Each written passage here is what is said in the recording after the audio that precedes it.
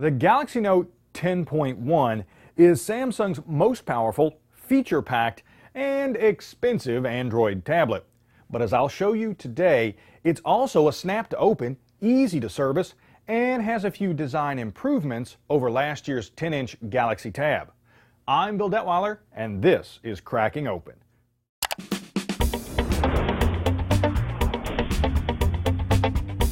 After cracking open Samsung's Galaxy Tab 10.1 last year, I criticized the tablet for feeling flimsy and having tamper-resistant screws on the back cover.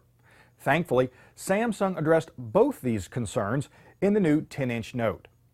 Now, opening the Note 10.1 isn't difficult, but there is a trick to it. You must remove the piece of trim that runs along the device's upper edge and the 3 Phillips screws underneath. Then, starting at the top of the back cover and working your way down each side, pop loose the tabs. With each side free, you can then lift the cover off from the top. Now that we're inside, a few things jump out at us.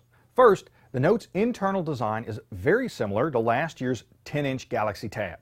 The battery sits in the center of the case with the motherboard at the top and speakers on either side.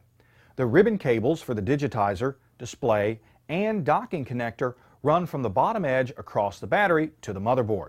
Second, like the Tab, most of the Note's hardware is easily accessible and can be removed with a 000 Phillips screwdriver. Unfortunately, also like the Tab, the display and front panel assembly are a single unit.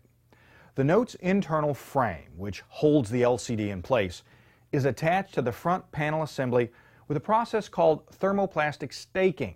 Now, to remove the frame and get to the display, you must break these stakes. Now, if you're careful, you can do this without damaging the display or the internal frame. So, technically, you can replace one without replacing the other. But it's clear that Samsung meant for the screen, front panel, and frame to be replaced as one piece. Despite their similarities, there are a few important differences between the Note and the Tab. First are the storage slot for the Note's S Pen and the embedded contact, which tells the tablet when the stylus is in use. Second is the piece of molding that runs around the tablet's outer edge and is mounted between the front panel's bezel and internal frame. Those plastic stakes I mentioned earlier are actually part of this molding. The older Galaxy Tab didn't have this molding. Its front panel was attached directly to the internal frame.